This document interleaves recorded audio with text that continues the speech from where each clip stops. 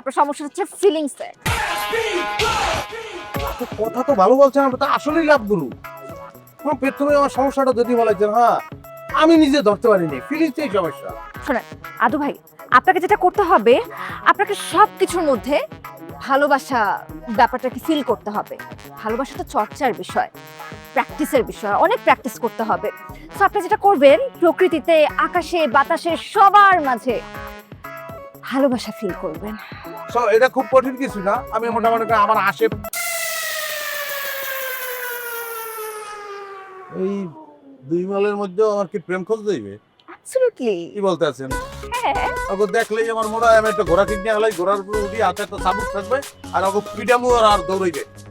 তবে যে এই সেপুর আচ্ছাটা ঘোড়ার দাম কিরকম পড়তে পারে বলেন তো? না না না আদু ব্রো, আমরা কিন্তু টপিক থেকে সরে যাচ্ছি। আমাদের টপিক কিন্তু ঘোরা না, আমাদের টপিক হচ্ছে আপনার ভেতরে প্রেমের ফিলিংসটা জাগানো। সো আমরা যেটা করব, শোনেন, ভালোবাসা তো সার্বজনীন। প্রেমিক প্রেমিকার ভালোবাসা যদি অন্যরকম। আমাকে আপনি বলেন, আপনার কাছে ভালোবাসার সংজ্ঞা কি? ভালোবাসার সংজ্ঞা হইলো এটা একটা আরামের ব্যাপার।